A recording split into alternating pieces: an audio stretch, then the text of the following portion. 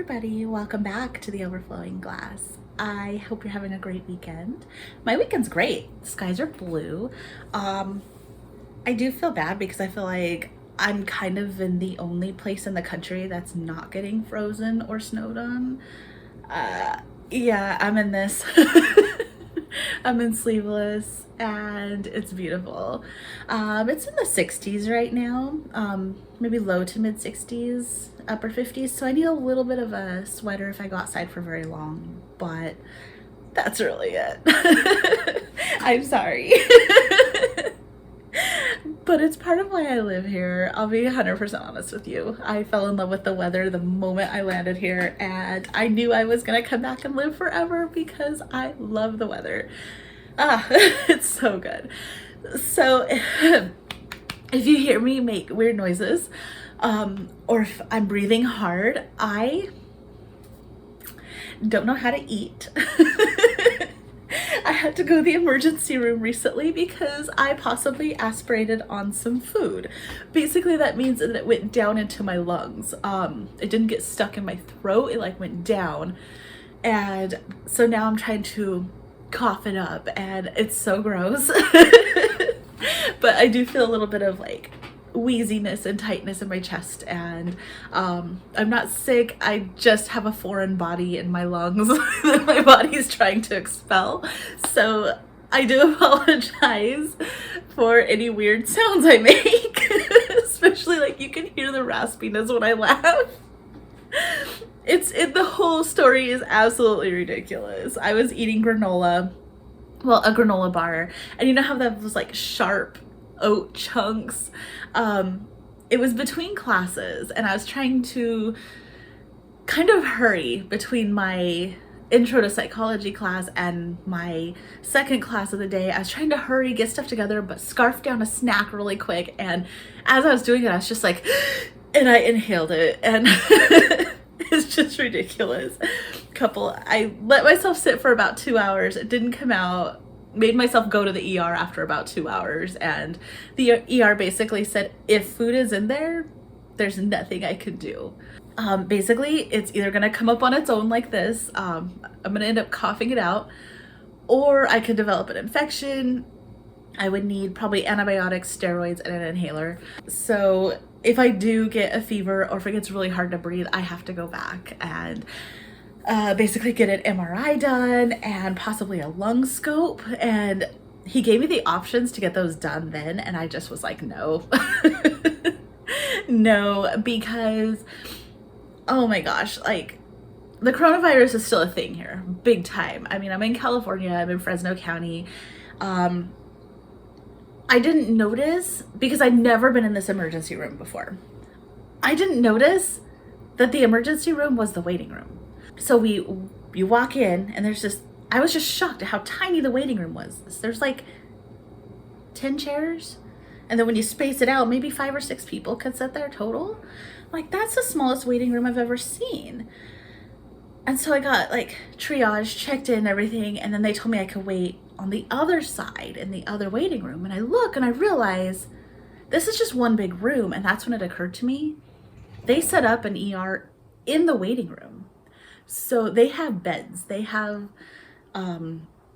like the computer monitors, everything's in the waiting room, and they have like protectors so people don't have, like, there's a little bit of privacy, but they were doing emergency room stuff in the waiting room. It was insane. So yeah, and I just thought it was so interesting. So usually when you go to the emergency room and they take you back to a bed, and you if you need to change into a gown, you change, and you're in that bed for 8 hours or whatever, however long your emergency room stay is. Not me. So they took me back, or no, they took me to the other side of the waiting room, and they called me up, and I went to one of those little walled off enclosures, and she basically gave me some medicine to numb it here, which did help a little bit, but unfortunately it only lasts about 4 hours. It was just like a lidocaine and acid mixture that just kind of numbed it, but it didn't help. So she gave me that, but I was in this little thing, and then I needed to go get an x-ray. So usually you just wait in your room, you wait in your bed until you go get an x-ray. No, I had to go back to the waiting room.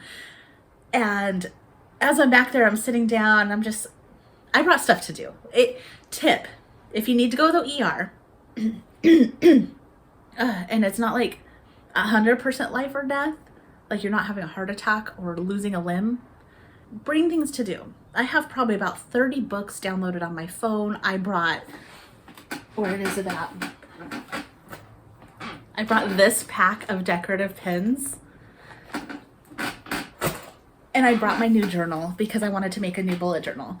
So I did that. But anyways, so I'm sitting out in the waiting room and I see this guy next to me. He was kind of cute, so I did notice him. But he was like hooked up to an IV, and the IV was hanging up on a nail on the wall next to like a decorative picture.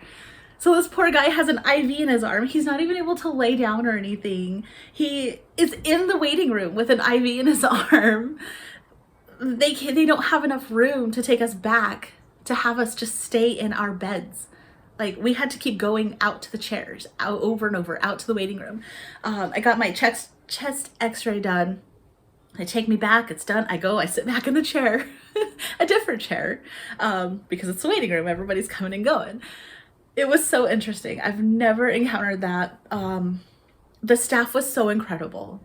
You could tell that they were just stressed, but they were so nice and so patient and just so caring and wonderful. And like the ER doctor that took care of me, I asked him, I was like, should I have come in for this or was this stupid? He was like, no, you have asthma. You definitely should have come in for this. And because he's able to give me symptoms of what to look for in the next few days. And if it gets worse, I know what to look for and that I have to go in. But he also helped ease my mind and anxiety a little bit. So yeah, we'll see what happens. I have a few more days to wait. I think I'll end up coughing it up because I am coughing a lot. And I feel like stuff's moving, so that's a very good sign. Anyways, that was like the longest intro. But long story short, COVID's still a thing. Really treat your doctors and nurses with respect. They're working so hard.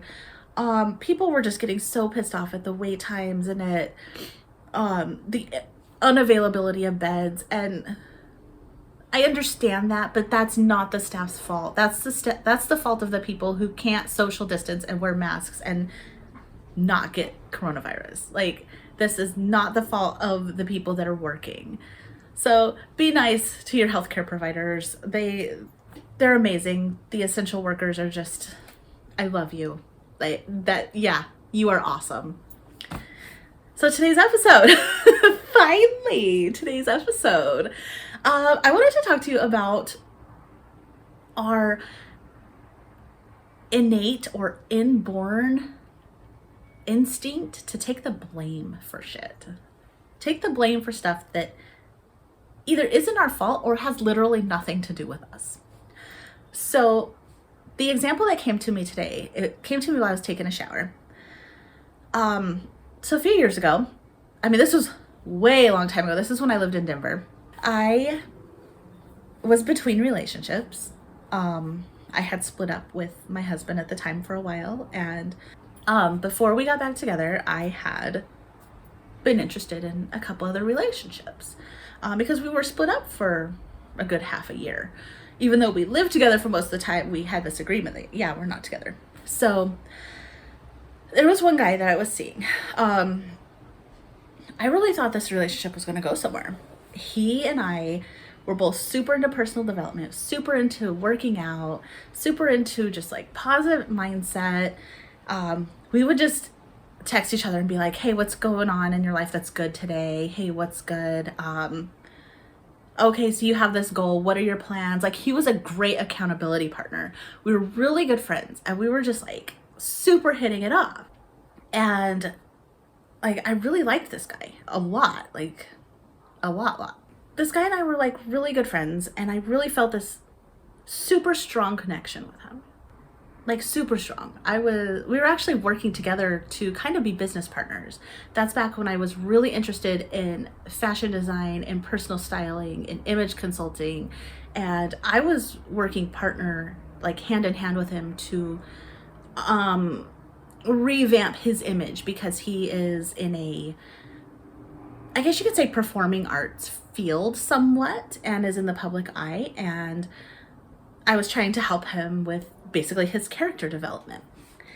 And I mean, we were so close. And at that time, I was also on a birth control that it just really messed up my body. And so it caused me to have, almost every day of my life, I had spotting. Almost every day. It was ridiculous. It wasn't bad. It wasn't disgusting. It wasn't, I mean, I didn't even need anything for it. It wasn't horrible. But it was there, and it really made me self-conscious. Well, the one time that this person and I got intimate, right after that, within 2 or 3 days, he just stopped talking to me. He stopped returning my texts. We worked together, and he stopped talking to me at work. He all of a sudden was just super interested in what this other girl was doing and like being her best friend. And he basically just like dropped me. And I was devastated because I super loved this guy. Like, I mean, not loved. I didn't have the love connection yet, but I definitely had a connection. And the fact that he just stopped talking to me within a couple days of us being intimate, it really made me feel used. But it also made me feel extremely self-conscious. My thought was, what if when he went to the restroom to clean up, this is hard to talk about because I know my mom listens. I'm so sorry, Mom. I'm so sorry, Dad. Like, my mom and stepdad watch this, and I know they listen, but I need to get it out. I'm so red right now. So I was so worried that when he went to go to the bathroom, take off the condom, all that stuff, I thought he was grossed out at me because I was spotting. And I mean, because I was so self-conscious about that. And he never, ever said anything to me about why he didn't want to pursue that again or be my friend again, even. Like, our entire friendship fell apart. I spent literally months agonizing. Did I pick the wrong undergarments to wear? Did he not like my body once he saw it full in the flesh? Did he not like that my house was a mess? Like, what about me turned him off so badly that he couldn't even talk to me anymore? I put all this blame on myself. Either it was my hormones causing spotting and he was just disgusted, or it was because my house was a mess, or I didn't look right. I put all this blame on myself. I blame myself for him not speaking to me, him acting like a total douchebag. A few months later, after we had no longer worked together, it's probably maybe about 6 months later, he asked me out to dinner. He's like, I just feel like we need to talk. I'm like, okay. So we went out to dinner, and he was like, I need to apologize to you. And I was like, yeah, what happened? Like, what the fuck happened? I was like, I've been agonizing. What's wrong with me? And he was like, there's nothing wrong with you. He told me that he got pulled into the office at work because we worked together. And the bosses could tell that he and I were becoming friendly, and they basically said, if you continue to even talk to Brandy, you're fired. We weren't even allowed to be friends. He could be friends with the other girl, and they could openly talk about going to dinner and going to parties and stuff, but he wasn't allowed to be friends with me. And I didn't know this. So I had, for months, this weight on my shoulders of what did I do wrong? And it was never me. He even told me, he's like, it was never you. I've always had an attraction to you. I've always thought you were like my best friend. But he also could have told me that. Like, he could have texted me and just been like, I'm in trouble. We can't continue this if I'm going to keep my job. Like, he could have told me. But because he didn't tell me, and because the managers decided our relationship was inappropriate, I carried this burden of what's wrong with me. I nitpicked everything about myself to find what was wrong with me, to make him dislike me. Now, a few years later, so during that time, he did get flirty again, and I got flirty back, but nothing really ever came of it, really. But then one day he was like, I've met the girl of my dreams. I cannot continue to be flirtatious. And I was like, that's cool. I was like, I am thinking about somebody else as well, and that's awesome. I was like, let's continue to be friends, and it's platonic, and I totally get it. No problem. I totally respected him. And he stopped talking to me again. Like, completely. And then, oh gosh, it was maybe a couple of years later, because I was living in Oregon by this time, he starts messaging me dirty things, you guys. And that's when and he was still with this lady. He was actually engaged to her by now and just about ready to get married and had a baby with her and stuff.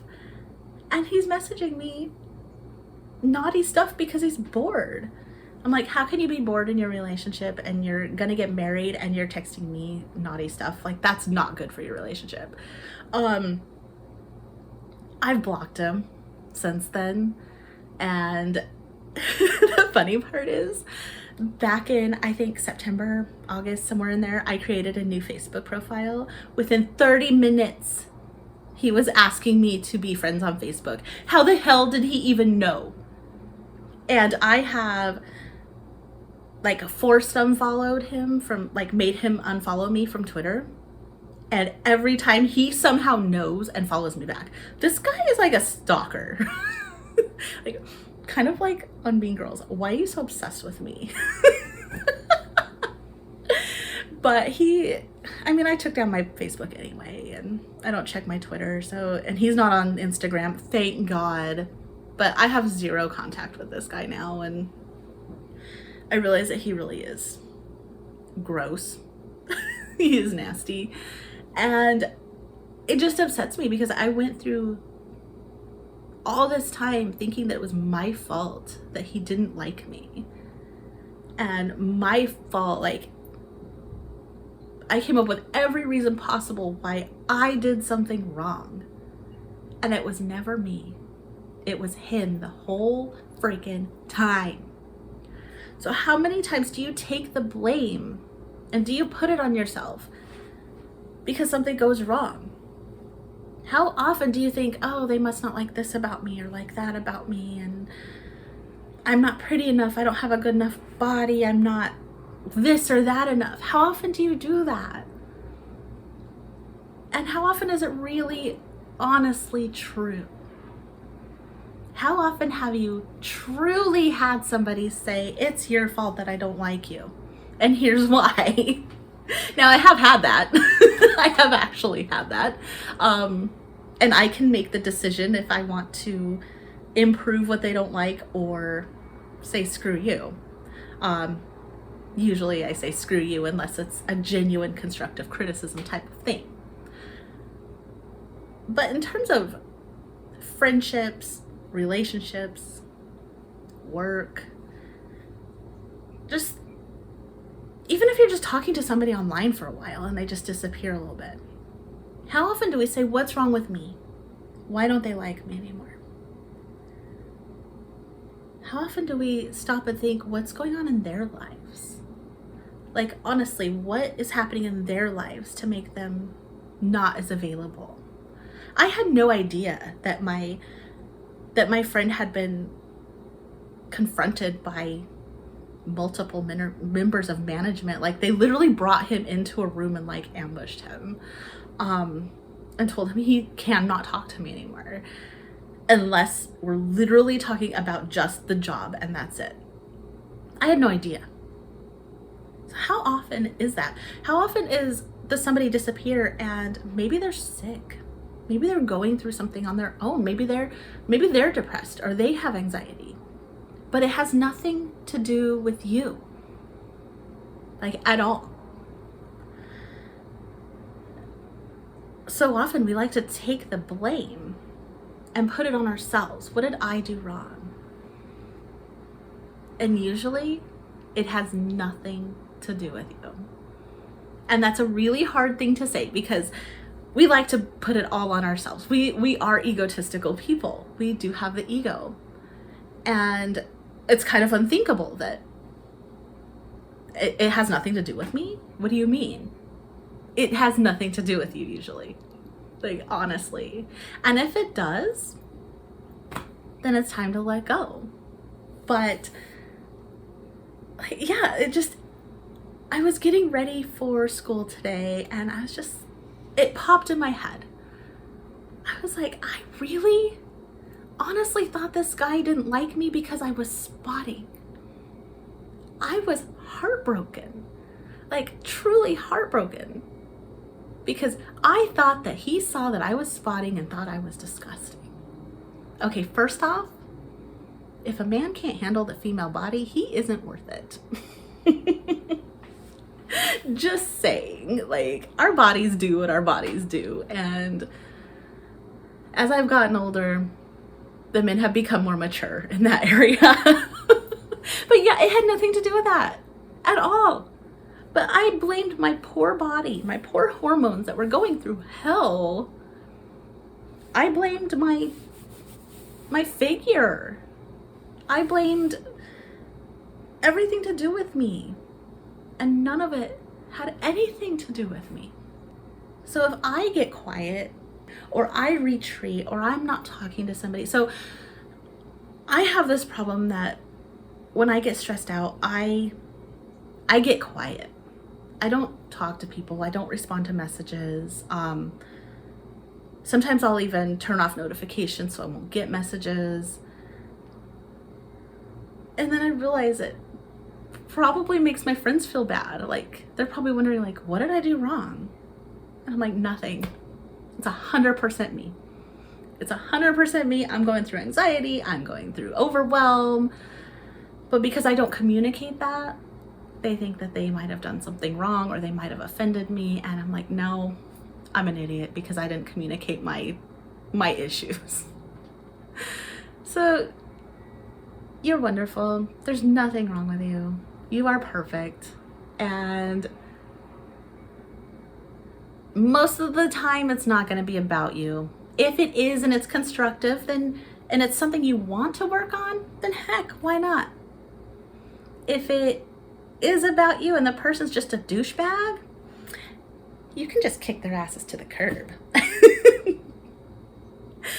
And I am actually going to go use my inhaler because it's getting really hard to talk. And I will talk to you next week. I hope you have a great weekend. I love you guys.